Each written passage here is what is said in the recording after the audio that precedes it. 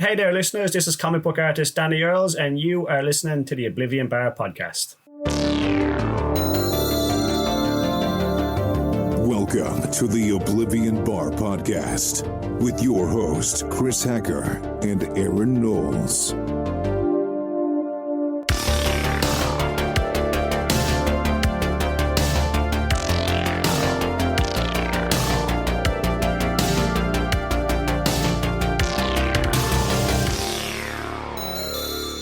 Hello, everyone, and welcome to episode 180 of the Oblivion Bar podcast. I am Chris Hacker, one of your co-hosts here. And joining me, we are back, everybody, my BFF, Aaron Knowles. And we're back. And we're back. And we're back. Aaron, we are officially back for 2025. We have taken our month off. We are refreshed. We're feeling good. We're looking better. How you feeling? I feel back. I feel back. Is that My back hurts. Are you doing Will Ferrell from SNL? Oh, I guess it Harry could. Carey? If the moon were made of cheese, would you eat it? That is one of my favorite skits of all time. Same. Especially the fact that Jeff Goldblum in that skit, like he's like looking around, he has no idea what the fuck is going on. It is one of my favorite skits of all time. Let me ask, what's your favorite planet? Well, I don't have a favorite. I find them all fascinating. They're all part of a... Mine's the sun. And I just love Jeff Goldblum in general, so it's even funnier to see him kind of... It's my birthday. It's my birthday. All right, everybody. Well, like we said, we are officially back for 2025. We're excited to bring you another year of things related to comic books and movies and television and video games and anime and all things nerd related. And we're starting off 2025, Aaron, with, I think, one of my favorite brand new artists in the industry. I say brand new. He's been around since 2023. But this week on the show, we are talking to Danny Earls, all the way from Ireland. We just spoke to him a couple of moments ago, a little peek behind the curtain, and I'm still just reeling from that conversation, how just what a guy he is, right? Yeah. It's so crazy to see how people rise quickly, like once they get discovered in this industry. Like this guy just a few years ago was playing, professional soccer. And then now he's like drawing like covers for the big two. And it's incredible. And his work is incredible. And we're going to cover during the discussion a lot of his, work past and present. And I think that people really need to check out what this guy has done and what he will continue to do. Yeah. If Danny Earls is not on your radar, please place him there and actually put him near the top of your list, because I don't think there's anyone that does covers quite like Danny. And he speaks on it a little bit in this conversation about how his work doesn't really look like anybody's. He says that humbly, of course, and we're saying that humbly, but let us brag for him. He is one of a kind, like truly his, and I say it in the conversation, he's got sort of this, he utilizes like silhouettes. He's got this visual hierarchy where he will center where he wants your eyes to go, and then has this like huge landscape or like these buildings or what have you, extremely detailed. It's just, again, it's like nothing else. It's like a mixture of like Chris Samnee and Akira Toriyama. I don't know. Like it's like he's got like a little Akira in him, but he's also got like a little bit of Samnee, Magnolia in there somewhere as well. It's hard to describe him because of his unique qualities. Because generally you have these comic nerds who are artists. Yeah. But he is an artist at heart who is a comic nerd. Like this is a guy, like when you hear him talk during the conversation, he talks about like really loving what he's drawing, whether it's scenery, whether it's graveyards, whether it's, like silhouettes against the moon. Like you hear that and his artistic terminology, like chiaroscuro shading, and his origin story is so just unique. Like he is, again, Chris, you said it. He is one of a kind. Yeah. And it goes to show that the path to comics has many roads. There's not one surefire way to get into comics. There are many people who have gotten into it in random ways, whether you're, Robert Kirkman and you lie about what The Walking Dead is, and then you eventually become Robert Kirkman, or if you're Brian K. Vaughan and you started off at the Stan Hatton project and you were an intern at Marvel, or you're Danny Earls and you approach Gail Simone at Thought Bubble and show off your portfolio. Like there are many, many ways to do this, folks. And Danny and his story and his work deserve highlighting. So we're so excited to bring this conversation to you all. before we get there, Aaron, as we alluded to a moment ago, we took a little bit of a break. We do every single year. We take off January, sort of recharge, reshuffle, do all the things. How was your break? What did you get into while you weren't, listening to me berate you, about the podcast? Honestly, January was kind of a blur because again, mid-December I got in a hit and run, and because of that I've had to do like some medical stuff. But I am starting off the year with a bang. I did release my book. I released my book on AI, and it's called The Algorithmic Frontier. That is available on Amazon. I am pursuing a certification in meditation instruction. So that's something I'm excited about pursuing, and then also looking at potentially getting back and streaming for the show. But one thing I'm really excited about, especially for the grid, is some great cool functions of Riverside that I'm hoping to really use to invigorate the grid, our Patreon exclusive show. Yeah, people don't know we use riverside.fm for our recording here. I don't know if people know this or not, but Aaron and I have done, I think, 2 episodes in person.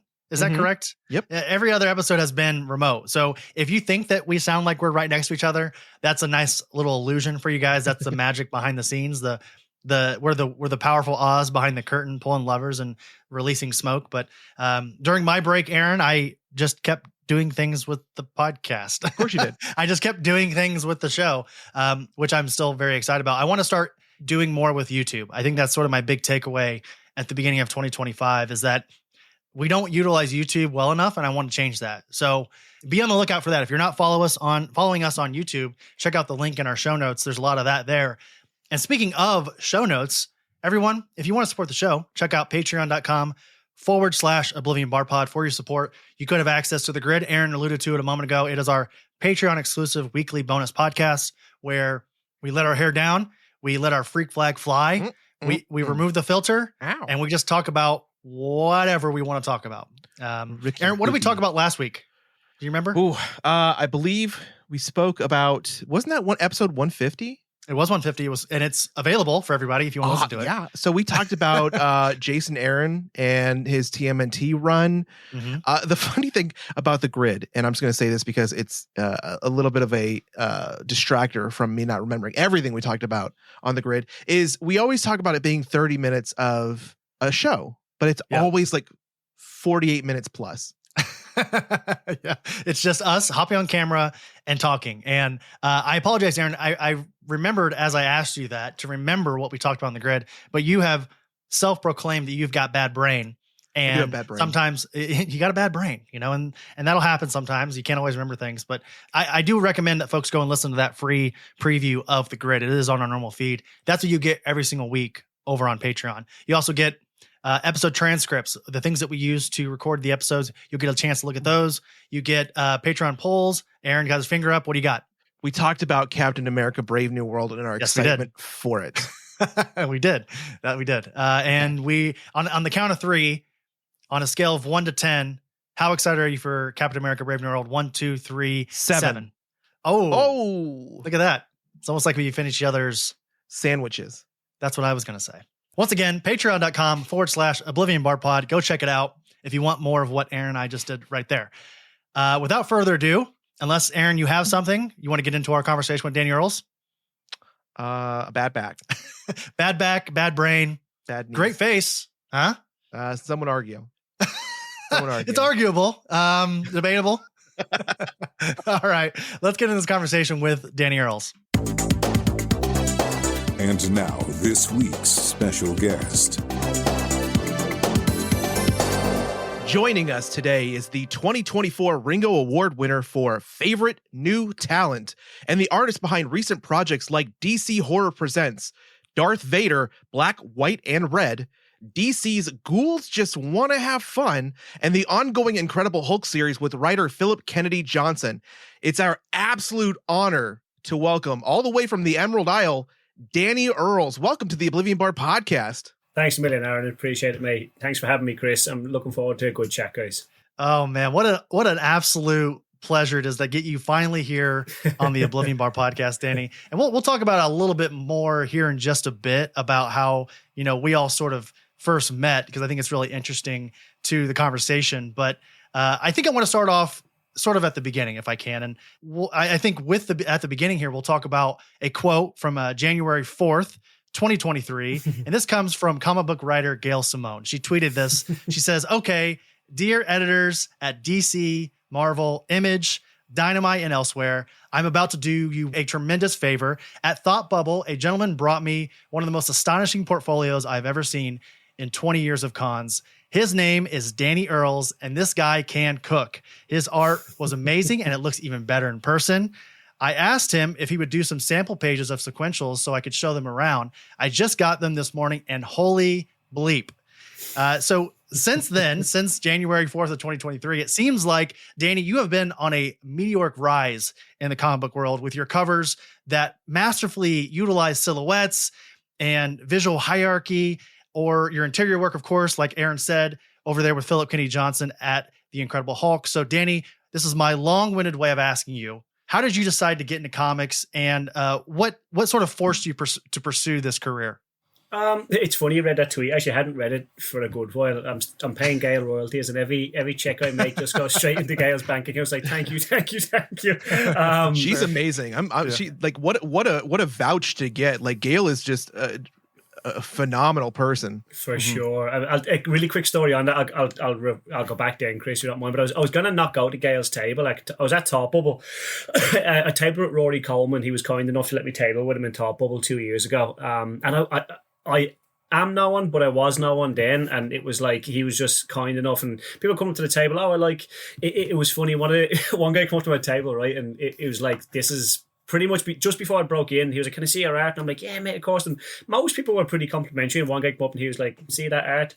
It's not for me." And I was like, "Right." I was like, "I'm gonna show this guy. I'm gonna show this guy." Right? So, what a dick. Walk away. No. Listen. It's art's like, it's subjective, right? I don't mind that. Yeah. I had a good laugh about it. But I was gonna leave the con that day, and I was like, wasn't dejected. I had a great time. I was just tired, and I seen Gail's table, and I was like, "That's Gail Simone. I can't go to Gail's table. She's like, she's way too big. Who am I?" And I was like, "Do you know what? I left the convention. I left it, and I came back in, and at the door, the guy's like, 'Do you have a band?' And I took my band off, got it off the ground, rubbed it in my pocket, and I was like, 'Look, I have it. I want to go back in.' And I went back into Gail, and I went up, and I was like, 'Listen,' like trembling. I was like, 'Would you mind taking a look?' Like, really quiet. She's like, 'Speak up, I can't hear you.' And then she done that, but she's like, honestly, not just that, she's so kind anyway, like just in general. But since then, behind the scenes and everything, she's been like, I mean, like just a rock, a star. I've had so many questions for her. She's like pretty much taught me, along with other people, like the whole industry, the ins and outs of it, because it's a minefield. I didn't have a clue what I was getting into, and she's been amazing for me. But yeah, listen, sorry, going back, that was an aside.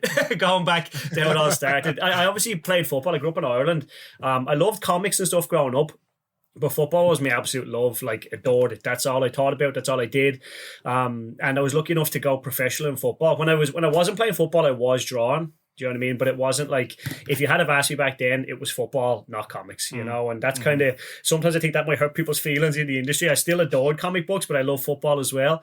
And I was like, it was weird because now it's cool. Like, you see footballers now with Marvel tattoos. And back then I like had comics in my gear bag, and I was like, I can't show these, man. People are like, what are you reading? I'm like, don't worry about it. We remember those days, Danny. We remember when it was like, when it wasn't cool to love these things. Yeah, now we have podcasts and MCU and all the things.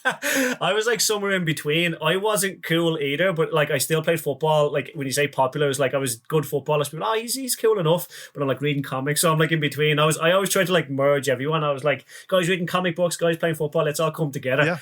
So yeah, and then I went away to England when I was 16. Moved away, so I've been like pretty much kind of making a living since I was 16, and lucky enough to do it professionally. And I mean, my kind of thing they say is when I got comic books, I'm so lucky that I've worked hard at both things, but I'm just lucky that I found two passions. Not many people in life are lucky enough to find one. I'm just grateful that I have that, you know? So when I kind of was playing football in America, I was like, okay, I'm going to have to do something after. And I always wanted to draw. I didn't know what it was, whether it was like animation or kids' books or whatever. Then I walked into Barnes & Noble one day and found Hush, Batman Hush. And it was like, I just seen the comic section of Barnes & Noble. And I always make the joke of like, it's like the Bruce Almighty film where it's like, oh, like the heaven just opened up in this comic section. I was like, what is this? I'll never forget. It was like, I was 20, I'm not sure what age I was. No, I was younger than that. I must have been 19. I knew comics now. I read comics growing up and stuff, but I didn't know there was sections dedicated to it in shops, because that's not like it is in Ireland. I literally sat there for 5 hours on the floor with a million comic books, and I was like, I cannot believe this is a thing. And from there, I just put a structure in place on how to kind of get to talk to people, get to know comics, and kind of learn the industry kind of from the bottom up, you know? Well, it's funny you say that. I love the inclusion of your football career, because we actually had a point in our transcript, our questioning here about that football career. And actually, I want to go back and play a quick clip here. Let's go ahead and get to that. The flow of things offensively. Ball taken away. Whoa. Earls has a goal. He scored. Boy, oh boy, that was Danny Earls. that was 35 yards out. Can you believe that? Meet me in outer space. What a drive. What a fantastic hit that was. Thing was on a rope, man. Now, do you remember that moment? Do you remember that kick that was just played? Do you know what, mate? When you don't see the video and you play the commentary with American commentators, you don't know what sport you're watching. It's like, that's not football, man. It's like, that's outer space. He's like, what is he talking about? Yeah, exactly. Yeah, I do, mate. I do, actually. That's been played quite a few times. That was like in Pittsburgh. I think it was against Toronto, it might have been. One of the very few goals I scored in my career, mate. So I was lucky to get that on camera. It looks like I scored goals like that every week. I didn't. Well, and because you played defense, correct? I played midfield mostly, mate. Okay. Yeah, it was defender and midfield, but mostly midfield. Gotcha. Okay, well, Aaron, I don't know if I can speak for you here or not, but neither one of us have any knowledge on soccer or football as it's known everywhere else. Aaron, do you have something? That's wrong. Okay. I grew up playing soccer. I was a defender. I played goalie. I played right wing. I played it for plenty of years. I didn't know you were an athlete, Aaron. You wouldn't believe me looking at me now. My shape is not conducive to a right wing player, but I have points that I want to argue with you, but also that I appreciate that you have. Hey, Aaron, I'm Irish. Be careful. We could be here all night, mate. I'll argue with anyone. Fine. Let's go grab a couple of Guinnesses, because I love Guinness, and we'll talk it out, man. Especially next time you're here in New York. We're gonna go out for a Guinness or two. Definitely, right. But the one thing I love about, especially like society these days, is, and I think I've told Chris this before, is it used to be you used to walk through a parking lot and you'd look at the back of cars, and the only thing you would see were like sports teams. You'd see football, you'd see baseball, celebrities, all that stuff. Like now you walk through a parking lot and it's like, you know, the Triforce, you see like, you know, stickers, Doctor Who, you see all this nerdy shit. So it's cool to be nerdy. So, but I understand the facade of having to walk into probably a locker room with your comics stuffed in there, so you don't get stuffed in a locker, you know? So I find it interesting that you have that almost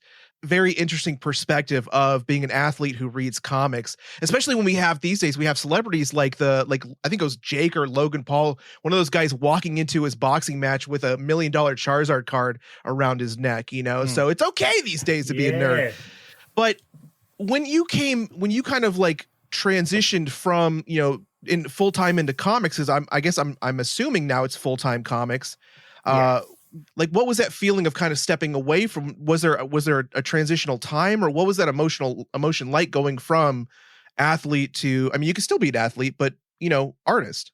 Yeah, it's a good question, Aaron. People kind of ask that a lot. You know, to be honest with you, I don't watch a ton of football myself. I watch it like a little bit, but like I rinsed my football career. I got nearly 15 years out of my career, and every day I tried as hard as I possibly could. Do you know what I mean? So if I hadn't have done that and give it me all, I would probably have a few hang-ups and thinking, I could have given more. But it was I kind of tried to coincide retiring from football and going into being not quite a full-time artist, but like enough to get me by, you know. I didn't make a ton of money in my football career, so some people kind of think that I had all this money saved up and just took time off and being an artist. It wasn't. I was still working. I came home and worked. My sister owns a gym, and I worked in the gym for the last 5 years. I still work in it now. I work a couple hours a week still, just to kind of help out and not kind of just leave her in the lurch a little bit, you know. And I love the gym. It gets me out of the studio. But going from that, I'm very like disciplined. That's kind of, I'm not, when I talk about being creative, I'm not very kind of airy-fairy with that. I don't kind of think creation hits. I'm not a genius. I'm not Alan Moore or I'm not Frank Miller, right? So what comes to me through discipline. So that actually helped me with my football career. So everything in football has to be super disciplined as an athlete. And I just try to transfer that over. I said, listen, I know how to train. I know how to try get better at something. Can the same thing be applied to artwork? And I literally just done that. I kind of considered drawn and practice training. It was like you don't get better at something unless you train it. And I literally just kind of transferred it over. So it was actually brilliant. And you might think that I'd miss football. I'm still work out kind of every day as much as I can and keep things going that way. But it really worked out great having that first career to bring me into comic books. To kind of also do like long days and kind of the discipline of just staying there. It's not necessarily loving things every day. I didn't love every day in my football career. You kind of have to wake up every day and say you don't love it, but the discipline is to bring you there and just make sure you do it. And then you find ways of loving it in your day. What little parts can you take from your day that you do love? You know what I mean? Like when I say that, I love drawing comics, but it's hard work and it's long work. But I absolutely love that. There's something in me that like loves kind of sitting at a desk and kind of producing something at the end of the day and saying, okay, that day was fulfilled, you know? So I had that in my football career, and then being able to kind of deal with criticism or whatever kind of bumps in the road. Football taught me a lot to bring me into the comics career.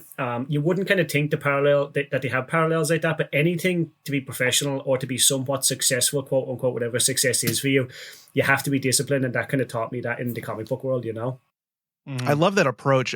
Somebody similar, like as somebody similar, you know, I retired from the Army last year, and I've kind of, you know, had to completely change my perspective as I enter like a new phase, a new chapter of my life, and the things that I want to do, whether it's creative or just anything.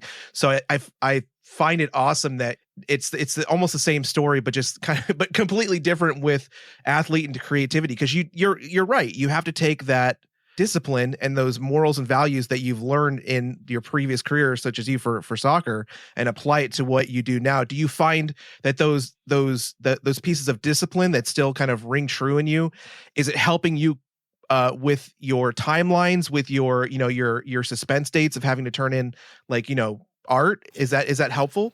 Yeah, like discipline. Like I have no innate artistic ability. Like, and I mean that I'm not like, people are humble. Like you might see someone like Alex Ross that like is humble or something. Like I have none of that. I mean, like I couldn't draw a stick figure growing up. So anything I have now is only down to discipline. And like I mean, it's like I kind of have like, do you know when you're younger, you say you're 19, 20, you're talking with your friends, and you have these like grandiose dreams of what you want to do when you grow up and stuff. And then you hit a certain age and it's like, okay, now the talking has to stop, right? And I have a tattoo on my arm. It's the only tattoo I have. And it says history will separate us. And someone told me that. And it's like, what that means is like, when we're all on like our deathbed, right? It's like, you'll either have talked about doing something or you'll have done something. And like, I kind of got to a stage where it was like, right, I talked about wanting to be a comic book artist and doing this. It's like, okay, at some stage the book stops with you. You have to either do it or you don't. And when we're both lying on our deathbed, it's like, there's my work, or there's what you talked about doing. So that kind of like drives me every day, where it's like, it sounds a bit cynical. It's not, I love it more than that, but like I adore, it's become my passion, like my obsession. Like it's all I think about. It's all I want to do. Getting better at drawing is all I ever think about. But the discipline, it wasn't there at the start. Like you're drawing for 2 hours a day, then you go to 4 hours, then you go to 6 hours. You have to teach yourself to do that. Like it's not, I didn't just sit down day one and start drawing for 16 hours. You know what I mean? It's like, you have to teach yourself to get there. But in the process, along the way, you get better and you get more discipline, and it becomes more fun, because as you get better, drawing becomes more fun because you can do more things. So like, it's kind of like a snowball effect. When you get better and it becomes more fun, you want to do more of it and see how much better you can get. So it's kind of an infectious thing, and that's where the obsession comes in. And like, do I have like probably a healthy lifestyle as in anything else? No. Am I happy with that? Yeah, I'm okay. I'm doing well mentally. Like it's good. I have a fiance. We love each other. I have a great family. I see everyone. So like, I'm happy with my life. Do you know what I mean? It's like I work all the time, but it's not work because I absolutely adore it. It's long hours, but I don't consider it work, if that makes sense, you know? Yeah. Oh yeah, 100%. And not to compare podcasting to doing, you know, Batman covers for DC, but you know, Aaron will be the first to tell you. And a little bit of context, I also was that nerd that also secretly played Pokemon and read comics on the side. Mm-hmm. You know, I played football, like I played American football in high school, and it was a big part of my life. And I left that nerd in me. I left it away for a bit, right. Came back to it in the Army when I met Aaron. And Danny, I'd love to get your thoughts on this. I approach the podcast like this. I approach any sort of creative venture like this, where there's a little bit of ego in me where I'm like, come on, man, like they did this. I think you can figure out how to do this. Now do it. Right. Do you feel like that at all in your creative process? Do you mean like other podcasters? You're kind of comparing yourself to other podcasters. Is that what you mean, Chris? I would say just in quality of anything I do creatively, not just with the podcast, but you know, I also, it's his philosophy. He sees something that somebody else is able to do. And mm-hmm. I can speak to this. And Chris, I'm going to elaborate and articulate what you're trying to say. Speak for me here, please.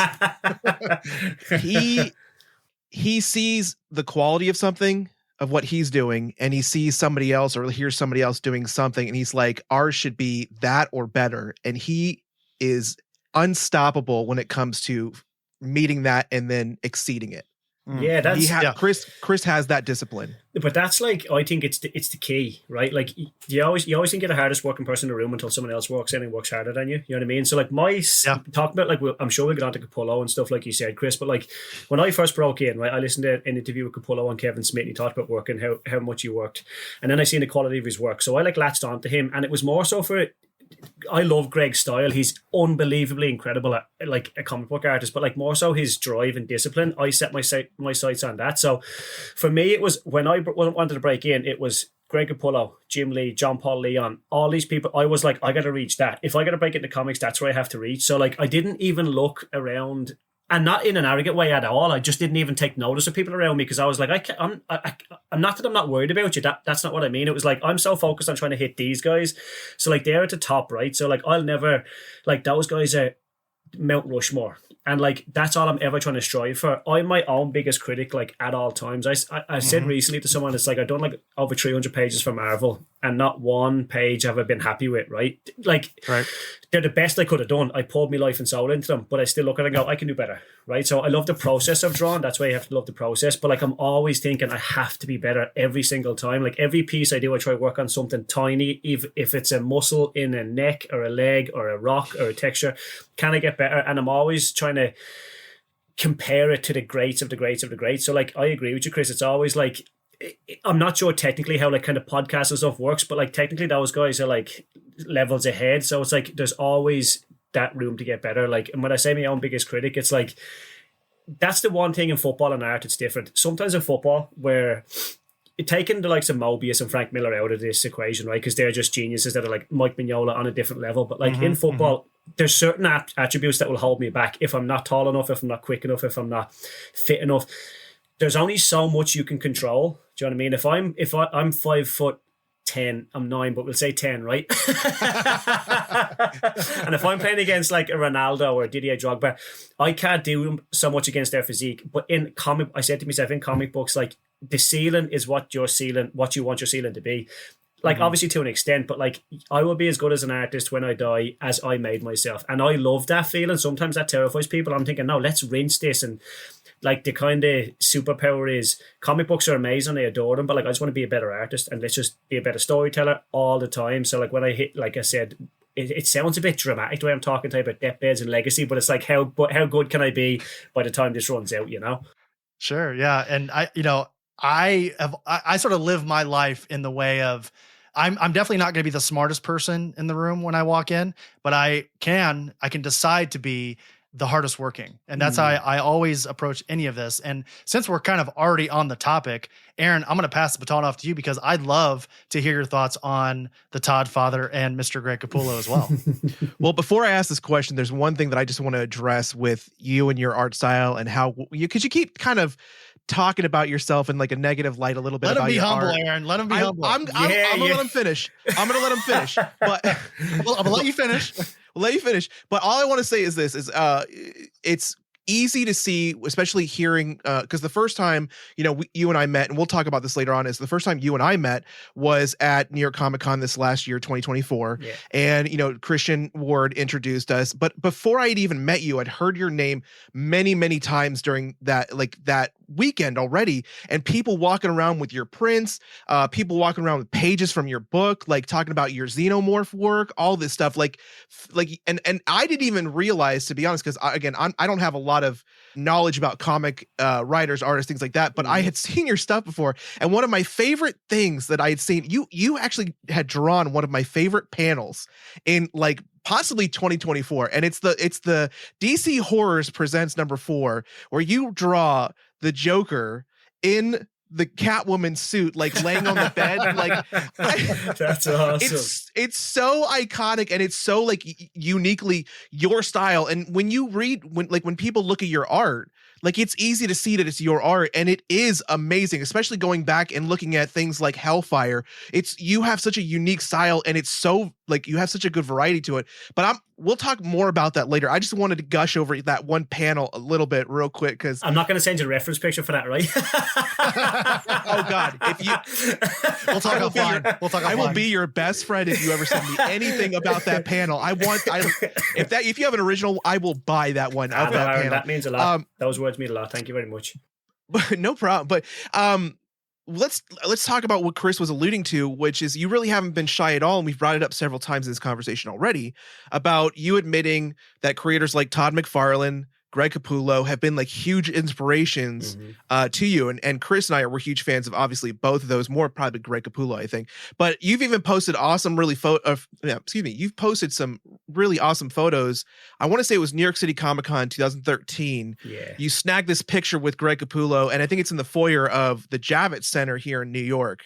I kind of want to talk about that, meeting Todd, meeting Greg Capullo, and kind of the operatic scale and the your use of shadow in your work.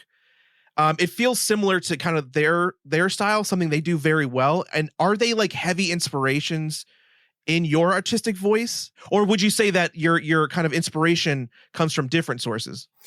Yeah, you know what? People kind of ask me to nail down that bit, Aaron. It's a tough question for me. Like, I'm influenced by so many people, right? But like, obviously Greg is incredible, and I love Spawn and I love Todd and what they done and stuff. I don't draw anything like them. Like, they're like the way they kind of drew from Image in the 90s and stuff, like not Greg and Image, but like those books are incredible. But like, funny enough, I didn't learn from comic books how to draw, right? Like, when talking about meeting Greg and stuff, like, this is like someone.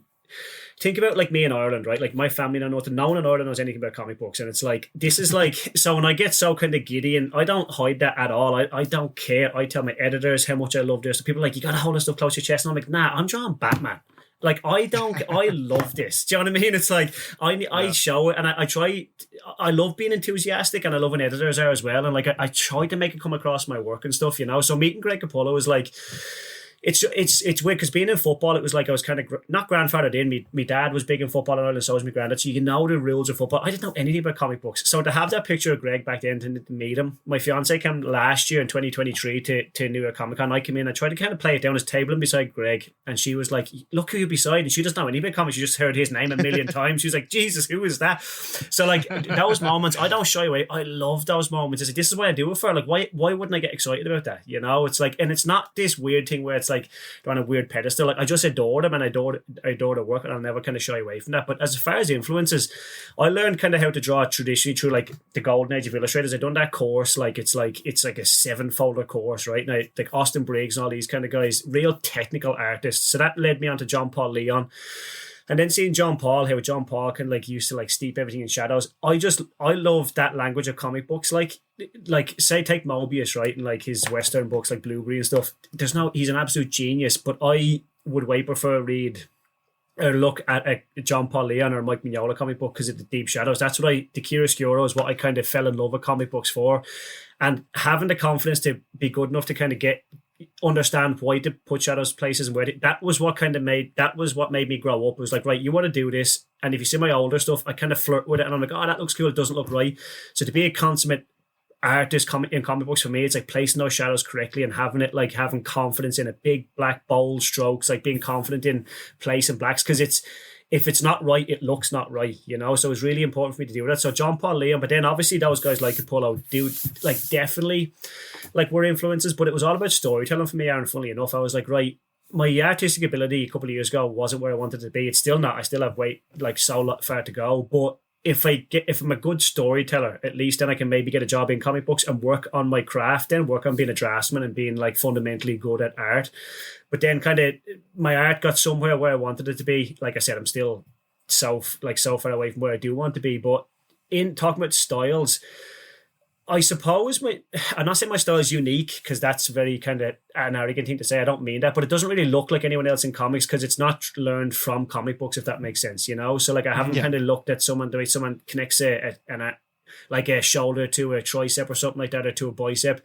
So it's kind of my own voice in that respect, but there's a ton of people that do ink washes and a ton of people that draw the way I draw. It's just kind of me picking from all these different places and then being, I suppose, confident enough in my own ability that I know the human body to be able to put it on paper how I see it, if that makes sense, you know?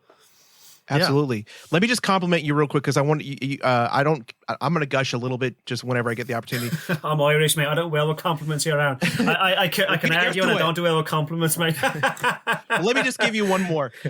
In your creator-owned Hellfire, there's this scene where you used I can't pronounce it, Todd. I'm not sure how to pronounce the that's an Irish name. Tig, yeah. So there's a scene where he like looks around and he's like in the dark, and it's like this. You use a lot of the dark dead space around him, but there's shadow on his face. Like you're shadowing that, and then there's a scene above the church with the skull in the cloud and the lightning storm. Like you nail shadows. Thanks, mate. So well, even with this book so early on. So I'm just saying, you're just going to keep getting better. And just to give you a compliment on the shadowing, since you mentioned that. No, thanks, Aaron. Sorry, Chris, you're going to say something. Oh, I was just going to build off that with the Batwing in front of the moon. I think that was the Catwoman story. Similar thing. Like, even though it's not, I guess it is kind of a shadow of the Batwing, but incredible work. Like, what a great way to showcase that without. It's basically just a cutout of the Batwing and the moon. It's great for sure. Yeah. Thanks, mate. Yeah, I feel like that's the beauty of comic books, like learning the comic book language, and you can have things that just look cool. Do you know what I mean? Batman looks cool. Anytime you draw him, it's like, how can he look the coolest? Like at all times, But understanding like compositionally, then how that reads, like that's what it fascinates me. Like, how can you arrange an image into something that looks pleasing to the eye without someone actually knowing why it does, But like my favorite kind of genre is horror.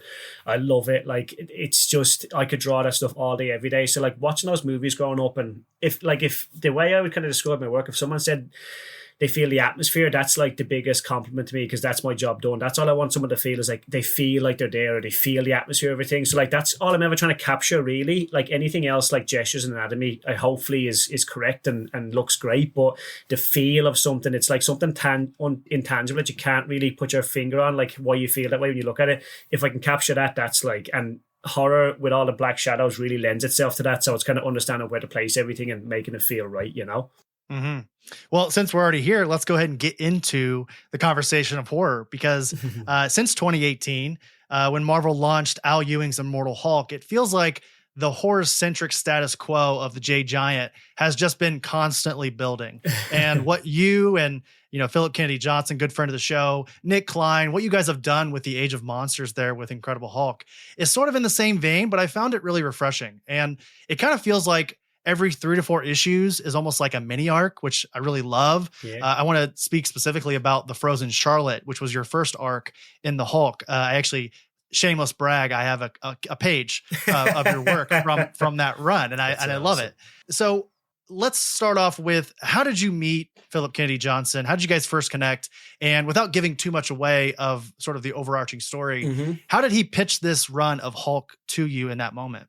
Yeah, the first thing I want to say is, guys, like it's super important for me. Like, that's Nick's book, right? Like Nick Klein's book. It's like he is, oh my God, like talk about an artist. Like, mate, he is so good. It is not even funny. Like a year before I got on that book, issue 1 came out, and I went straight to my comic book shop that day on the Wednesday it came out, and I picked it up. I was like, this is the book that I need to read. I seen his transformation scene in the preview pages, and I'm like, this is my favorite book ever, right? And it's like, you're right what you said, Chris. It almost reminds me of Hellboy, where it's like backcountry America, like Richard Corbin's Crooked Man. It's like, it feels like that. Like, it's not like Al Ewing's.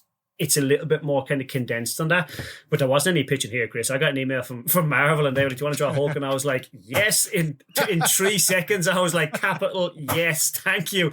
And then I went to New York City Comic Con, and Will Moss, the editor, came up to me and he introduced me to Phillip, and Phillip said he was a big fan of my work, and I was like, that's a bit of a thing as well, where it's like, now I'm getting more used to it when people kind of come up and say, oh, Danny, but then I was like, what do you mean Phillip Johnson knows me? What are you talking about? It's like, yeah, I'll work on your book, but you don't know me, you're only lying. Stop lying, you don't know me. Exactly. It's like, he's a good actor. Yeah. But now Phillip, like, so then to kind of like working on that book, when I say Phillip's the man, he's like a brother for life now. Like, genuinely, he is. We got along so well. Almost forget comics. Like, just like as a man, Phillip is like he's exactly what I kind of look for in a fella, like his character and all that. He's amazing. But as a creator, for my first kind of ongoing at Marvel, Chris, it was like a dream come true. He'd ring me and say, "Hey, what do you want to draw?" And I'd be like, monsters looking cool. He's like, cool. And like he would like just run everything by me. Like he talked about New Orleans because I used to do these cool graveyard warm-ups, and he was like, do your graveyard stuff. And I was like, oh man, honestly, Chris, I'm not joking. It's like people talk about comics. I love drawing all this backwoods horror stuff. Like I would prefer to draw that over like cars and stuff, right? But like every book, like I know comic books you have to draw everything, but like every book was like cooler and cooler. I picked up the next 2-issue arc and I was like, are you joking me? I get to draw like ancient Persia. It's like, what is going on? Like this is the coolest gig. I wake up every day and get to draw a monster 1,000 years ago. I'm like, this is ridiculous. So like but working off of him, and like I was super conscious to always give Nick credit because he has built everything, and like Nick has been like phenomenal to me. He's a real good friend now as well, and we talk to each other and send each other pages, and that kind of buzz seeing pages back and forth. The first time I sent an issue 1 for the Hulk, right, the next day Nick sent me his issue, and I was almost my editors. I was like, hey, can I have my issue back and spend another month on it, please? Exactly. But no, it's a phenomenal kind of relationship that we built, and hopefully me and Phillip, I'm not working on the Hulk anymore. Hopefully me and Phillip are working down the line now on something else. But it was just a dream come true for 9 issues, guys. I know that sounds probably cliche, but it genuinely was. I got to draw monsters, and Hulk's one of my favorite characters, and the transformations. It was just a dream. It was a dream. Yeah. You know, it's funny. Weird sidebar for Aaron and I here at the Oblivion Bar. Phillip Kennedy Johnson was our very first interview during episode 25. Way. Yeah. When we first started the show, first 25 episodes, we were starting to get into the interview game. You know, we wanted to start talking to creators. Why else would we have a reason to be able to reach out to you folks, you creative, That's geniuses amazing. Out there and have you on the show, talk about your process. And, obviously, as you know, Phillip Kennedy Johnson was or is still in the Army. Yes. And Aaron and I, we met while we were in the Army. So that was like an immediate thing. And he was about to start Alien and Superman at that time. So we wanted to get him super early on before he got a flood of interview requests and all that. Yes. And it's just been, it's been incredible to see him sort of take on all these new characters, new story arcs, and just absolutely kill it. And, to kind of build off what you were saying there, issue 20 and 21, I want to say, did 20 just come out, or 20 just came out, correct? 21 just came out, actually, Chris. 21 just came out, mate. 21's last issue for you. That's with my the last Hulk? issue of the Hulk, mate. Yeah. Bummer. Yeah. Bummer. Do you know what, mate? To be honest with you, it's like bittersweet, mate. It's like I've kind of moving on now, and I have other things in the works, but mate, that book is like, it's almost like Nick keeps sending me the issues. I'm like, oh man, like I could have drawn that book for 10 years. You know what I mean? It's like, it was such a fun book, but like, listen, that's comic books and the nature of it, and it is Nick's book. I was supporting Nick on it, and how can you compete with Nick anyway? There's no point in even trying. So just do your best and just stay afloat, but I had so much fun on it. And I think we did create something because of the kind of chemistry with us all. We created a cool little kind of run of issues there that really kind of, hopefully, I don't want to say stand the test of time, but hopefully fans like anyway, Sure. Yeah, and this most recent arc is the that Werewolf by Night storyline, which is the Wolves of the Old World. And I want to take a step back. We sort of got on this topic a little bit, and then we moved on to the Hulk. I want to talk a little bit about like horror specifically. Horror. It feels like you've gravitated more so to the horror genre. Of course, Aaron and I spoke on it, but Hellfire, which was your first creator-owned work, it was through Don't Tell Me. It was Rogue Comics in Ireland, right. Correct? That's right. Yes. And which is out of print. I had to scour the dark web to find these pages, which I'm happy I did. It was awesome. But I want to ask you, sort of broadly, what is that relationship to horror like for you? Where did it start? Why is it so important to you now? And is it something that you have grown into, or did you immediately love? It's something I'm really passionate about, Chris. When I say something I love, I was terrified as a kid. I walked around terrified, maybe scared of my own shadow. I was like, what is going on here? Why, right? And I had to grow up quickly because I left home when I was 16. So I was like, right, I lived on my own quickly. And it was like, but there's something to kind of actually deconstruct all that. There's something in, I think, most Irish people's DNA, but definitely in my DNA, that innately has I don't know if it's to do with like the Catholic guilt or the church, but like Catholicism runs through Ireland and it still does. But we were like raised in that, like we were raised Catholic. I'm not anymore, but we were raised that. And like, it's constantly, don't do this or you're going down there. Don't do this. Or it's like you were terrified, mate. And you always were kind of, there's old wives' tales.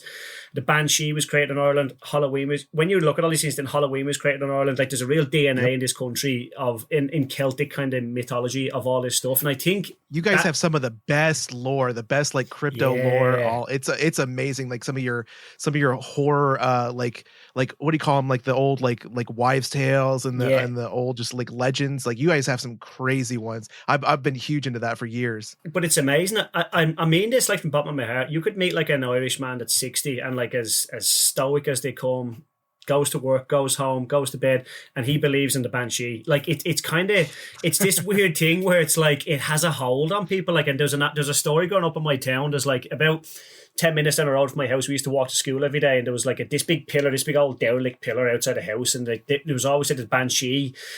Like there must have been a cat or something that lived close by, but the Banshee was always like told to be sitting on this pillar. And we used to walk home from school, and as the winter comes in, it gets dark about 4 o'clock, and it'd be kind of dark, and you're thinking, I can hear that Banshee. It had to have been a cat, right? Or it was the Banshee. I don't know. But it's like it could be the Banshee. Exactly. But it's like those sort of things ring true with me. And then to create Hellfire, it was like I just love like the atmosphere anyway, like the kind of dark spookiness. I could have it rain 24/7 and be the happiest man on the planet. I love it. Like I love that type of weather anyway, candles and all that sort of stuff, you know. But Hellfire, I never forget. I went down to Hook Head, is where Hellfire is based, right? It's an old, it's a peninsula down in Wexford. It's Hook Peninsula. So my mom was from there. I've been there 3 times, and every single time it sounds like I'm being a comic book artist and creating this whole story. It's not. I used to drive over the line from Wexford to Hook, and there'd be storm clouds, and it would not be storming. I'm thinking, this is insane, like every time. And there's an old haunted house there. It's called Loftus Hall. It's like the oldest haunted house in Ireland. And I went to visit there, and there's an old kind of legend that takes place in Hellfire. That's the legend I tell in that story. So it's technically like a real horror story. Now, apparently the same story is told all around Ireland. I actually didn't know that at the time of writing Hellfire, but it's an old kind of, again, wives' tale to scare kids and stuff.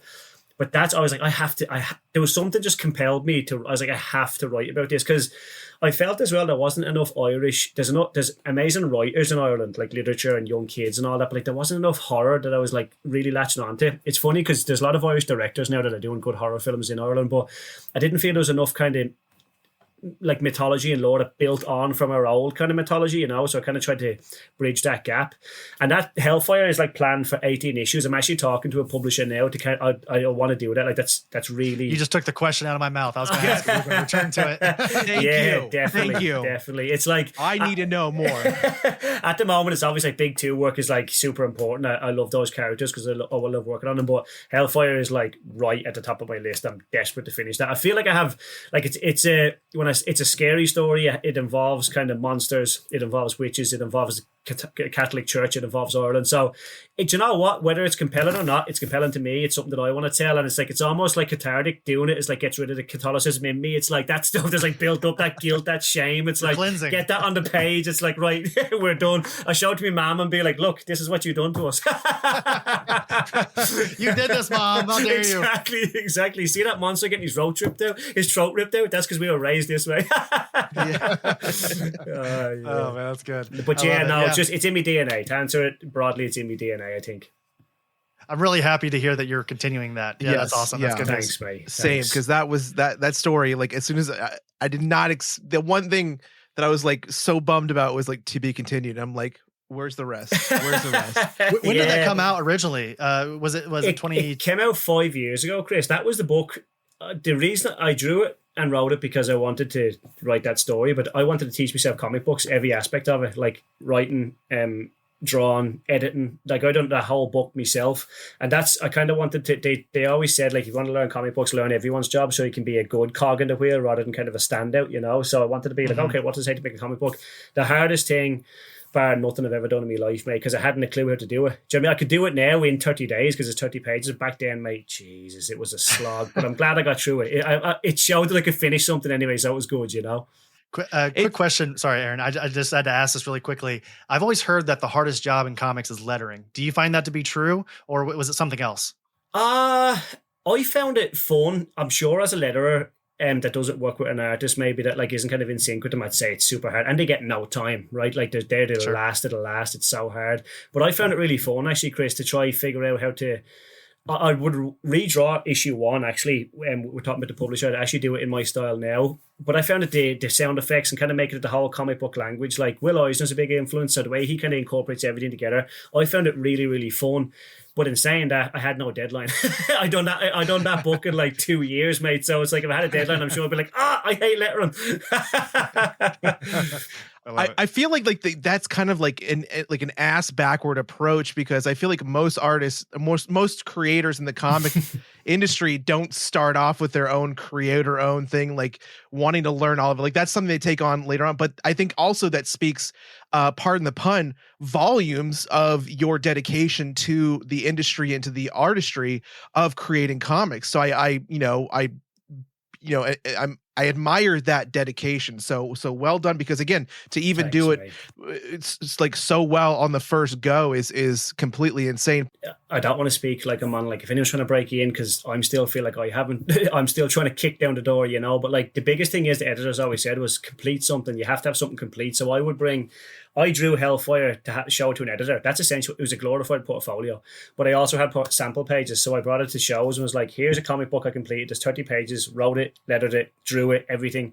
But also, here's your characters in a sample page. And that's like, oh my God, I couldn't tell you how much that stood me in good stead with editors. They were like, this guy's serious. They took me serious, you know what I mean? It's like, and that kept the line of communication open. So if there's anyone listening that maybe is trying to break you in, that I think it's the best thing you can do. And it teaches you the importance of finishing something out. Because it's always at the start. I'm sure you guys are the same, maybe as a writers or artists. It's like an idea is like, oh, great. And you're flying. And 30% of the way, you're like, I hate this. I don't want to complete it.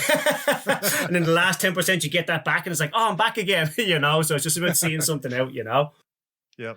And I love that you're saying this, because like I'm looking at, your Twitter right now, and you've got this Iron Giant commission on here that you posted yesterday, and it's already got like 21,000 views, 143 shares. And it's just like, he's like, oh, I don't know if I've broke into it. I don't know if I've made it, but like, I don't know if I'm doing it right or not. But you got people all over the fucking world talking about, your commissions and your portfolio and your pages. So I think there's a good sign there. But again, we're getting ready to kind of wrap up this conversation, and it's been amazing. So thank you for being here. But I have one final question for you. And it's something that we like to ask the creators that come onto the show.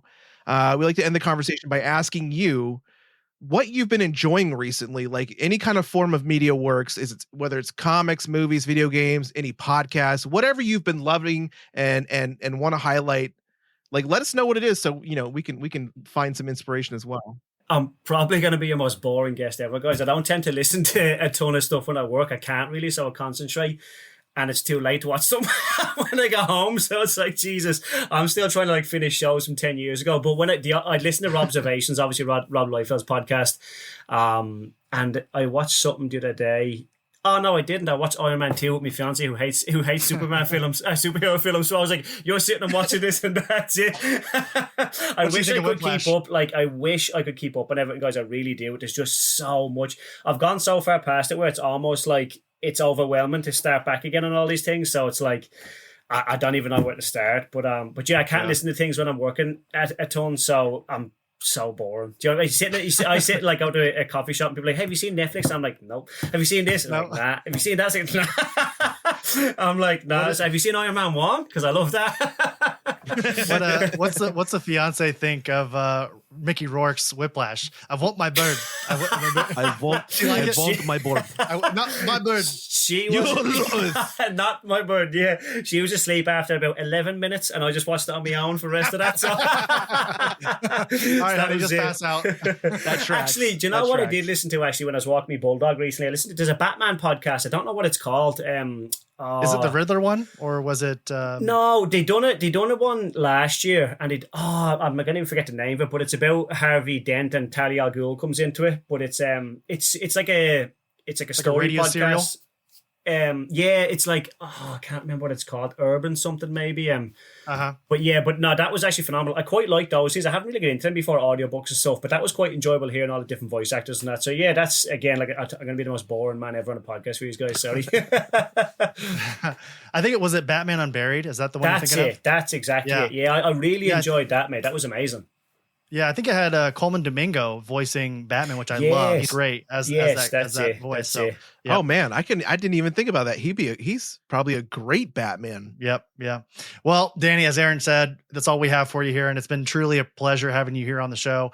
And we've sort of been teasing it. We didn't really have a chance to talk about it, but I do remember getting back from New York Comic-Con and sort of reflecting on that conversation that you and I had that Friday morning, and like how much of a pleasure it was to just sit there and chat. And, there are these conversations that you have with people sometimes where you're looking for that out to sort of like get away and, just move on or keep the conversation flowing somewhere else. But I feel like I came over that morning to you and I just wanted to be like, hey, Danny, huge fan of your work, and then keep it moving. Cause I had things to do. You had things to do.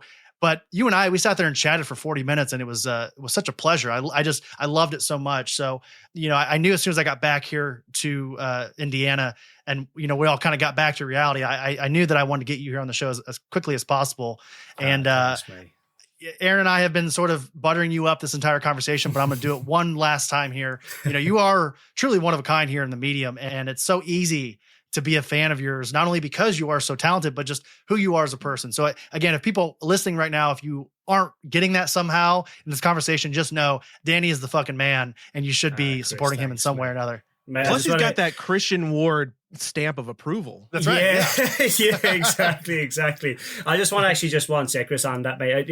I'm not sure how much people know of your story, Chris, and I won't reveal anything if not. But when I sat and chat with you, not just because of that, you told me that it's usually people's identity that is, and it wasn't. You revealed that to me like 30 minutes in. But chatting with you, pal, it was an absolute pleasure, pal. Genuinely, we got along straight away. But you're such a genuine person. You could sense that from someone, can't you? And I said that to my fiance when I met you that day. She came down and I was like, just make a guy named Chris, and mate, it was genuinely such a pleasure, pal. Then we had the pleasure of getting on the live as well in New York Comic Con. You were amazing, did the whatnot. So like it was honestly, pal, I mean it, like it was such a pleasure, pal. And hopefully we can meet each other like more and work together more in the future. But I'd love to just stay friends anyway, pal. That's the least I can ask for, and the same to you as well, Aaron. You're not getting rid of us for sure. You've already came onto the show. I'll regret saying that, right? Yeah.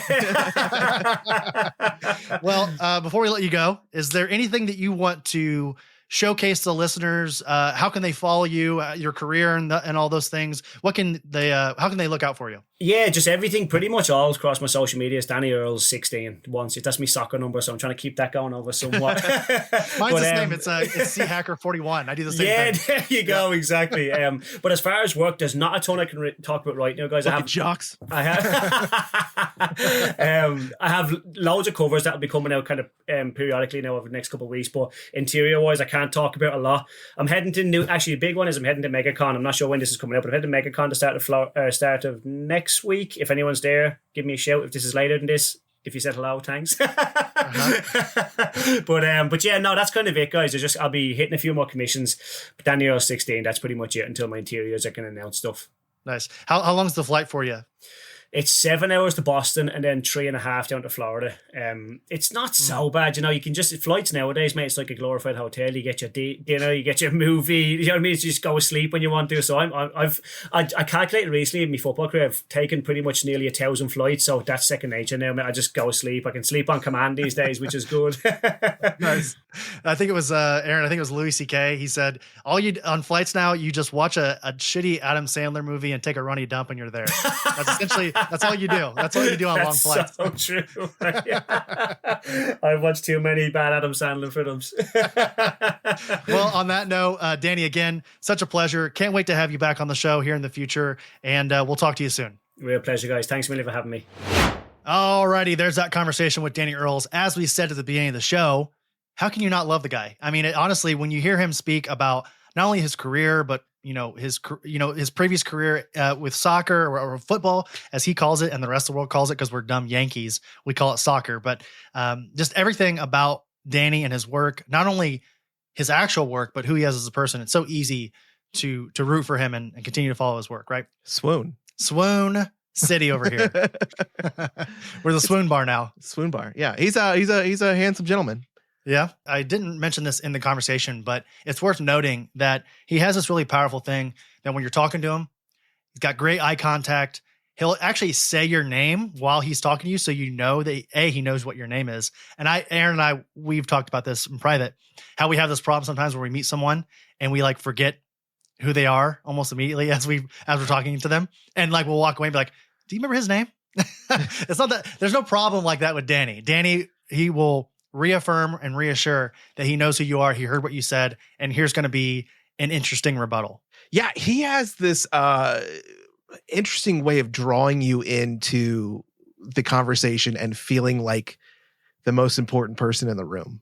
Yeah, and also it feels like every time that we had a question for him during the show, we wanted to respond to like 3 things that he said afterwards, right? Like Aaron and I, we have a pretty good repertoire now. We have a good handshake where if one of us want to talk in a conversation, we'll let each other know through like the Word document or just through social show notes. Yeah. The show notes are chaos while we're having an interview. You guys don't even know what we're typing back here. We're just like F-bombs and dildos all through the transcript. But there's a dildo emoji.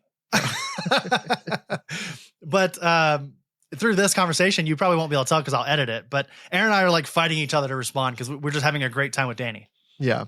It's such a he's an easy conversationalist. He is an easy person to like open up to, and like you just want to know more about him because he's so humble and he's so, and again, we say every time we talk about him, he's so unique with his origin story and his road and his path to comics, and talking about being this, athletic, soccer player and, hiding comic books in his bag in the locker. And it's like, it's just like, the fuck are you to be this talented?